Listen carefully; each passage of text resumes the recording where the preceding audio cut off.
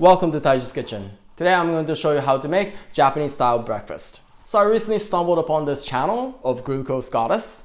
Hello angels and welcome to the Glucose Goddess show. She's telling different tips how you can change your daily diet so that you can live healthier, you can live happier with more energy. I'm Shio-Jake, a biochemist obsessed with helping you understand your body so that you can live your life to the fullest. And one of the tips she was saying was about the breakfast. The first most important hack, what you want to do if you really want to get proper energy sustainably, is you want to eat in the morning a savory breakfast instead of a sweet one. A breakfast that is based around protein with some fat. You can put some starch in there and you can put some sweet taste in the form of whole fruit if you want. And she's even saying that this is probably the most difficult hack for a lot of people, but also the most powerful hack to start with. But for us, it's really not that difficult. Or in Japan, and I think in many Asian countries, we eat primarily savory breakfast. She also tells that it's actually a very recent invention of a Western culture that started eating sweet breakfast. Food companies were like, cereal for breakfast. Let me think about that. It's really cheap to make. It's addictive. People will get pleasure from it. Let's tell them that they should have cereal and orange juice in the morning.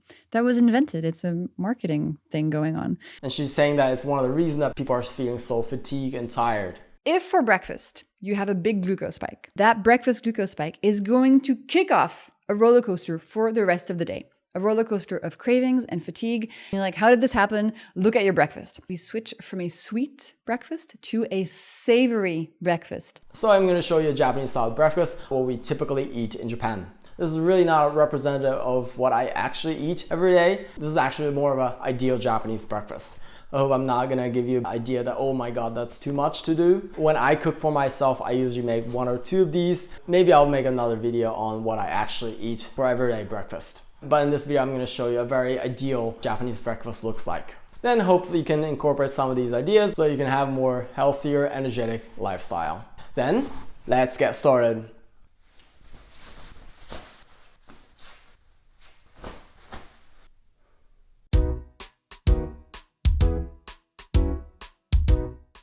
Here are the ingredients for Japanese breakfast. So these seems like a lot of ingredients, but of course you don't have to make all these dishes. It could be just 2 or 3 of them. But today I'm just gonna make a very authentic Japanese breakfast. So for the main dish, I have this salted salmon. More detail on how to make this, you can see another video on that. This has been salted and cured since yesterday. Of course, short grain Japanese sticky rice. Here I have a package of natto. More detail on natto or on how to eat this, please watch my other video on that. Then I have pickled radish. This is also directly from another video of Tsukemono. This also I prepared a couple days ago. I also have here Onsen Tamago. It's also directly from another video. And also umeboshi. This is pickled Japanese plums. Spinach and Bonito flakes for the Ohitashi.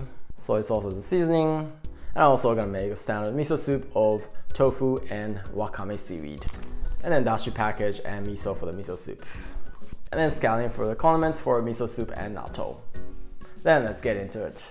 So the very first thing, I'm gonna cut up the scallion for the condiments. Take the bottom off.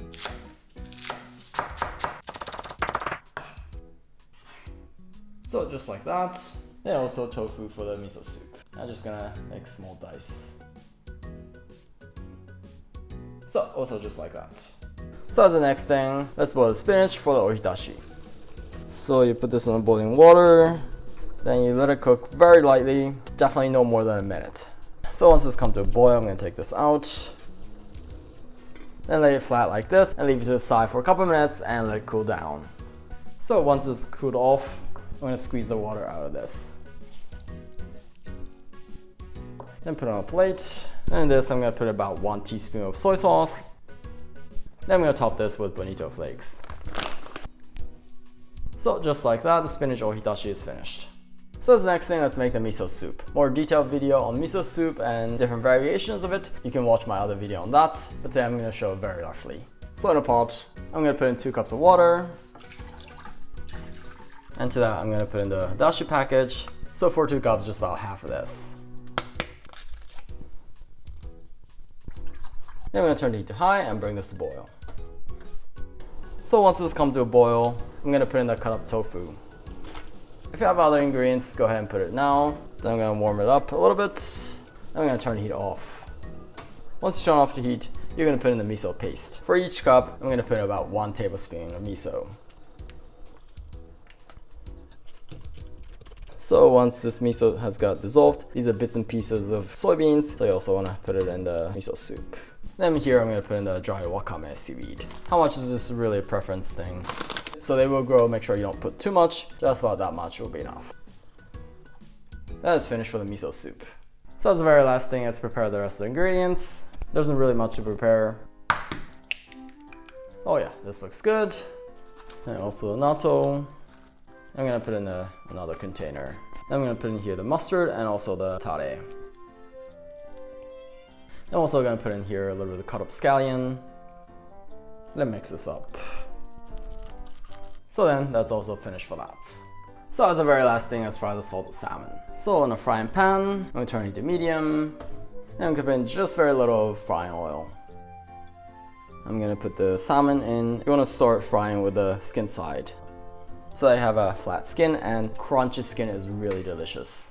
And then you wanna put a lid on and then grill each side for about 2 to 3 minutes. So after a couple minutes, oh yeah, this looks good. And go to the other side and cook like this for another 2 minutes. So then after another 2 minutes, oh yeah, this looks good. I'm gonna grill the other side as well. So then after another 2 minutes, I'm gonna grill the last side. This is also finished. Let's put this on a plate. Then this is done for that. I'm gonna put the Tsukemono. I'm gonna put in the miso soup. The scallion as a topping. Then of course the rice. So then this is finished for a Japanese breakfast. Let's eat.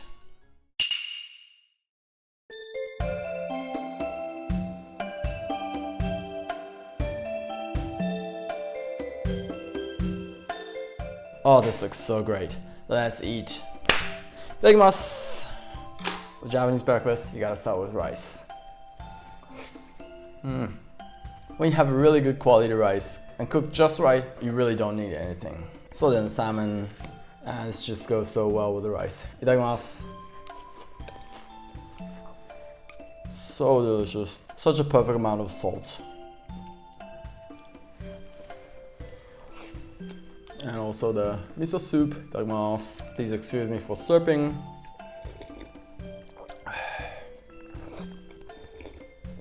A little of the ohitashi.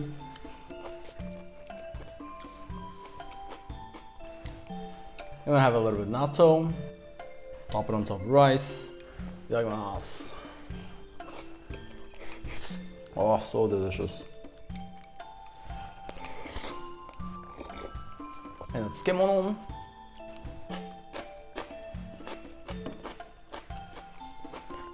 Also so perfect go with rice. Then the Onsen Tamago, I'm gonna put a little bit of soy sauce to it. Oh, that's looking so good. Oh, this half runny yolk of the rice is just so perfect.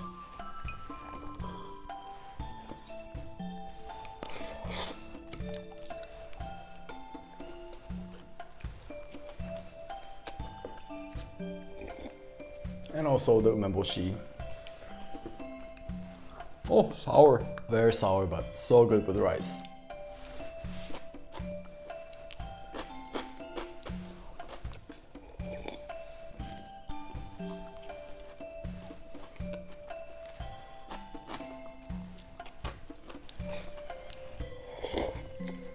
Oh, they're all so delicious. ごちそうさまでした. Oh, they're all so savory, so satisfying. So as you saw in this video, making these Japanese breakfasts is not that complicated. Especially most of them you can prepare beforehand. I usually don't spend more than 10 minutes cooking a breakfast because I usually make these dishes the day before or cook in a big batch and store it in the fridge. So I just need to put them together and warm up the miso soup. So as this video suggests, if you really want to get proper energy sustainably, you want to eat in the morning a savory breakfast instead of a sweet one. Hope you can incorporate this Japanese style breakfast in your lifestyle. Maybe not every day, but every now and then. And hopefully you'll feel and you will be healthy through these Japanese food and Japanese lifestyle. If you did enjoy this video, I'd love it if you hit the like button for me. And if you have any questions or requests, any feedbacks, please feel free to write anything in the comments below. And if you want to see more of these videos, please subscribe. Otherwise, I look forward to see you in the next video. Bye.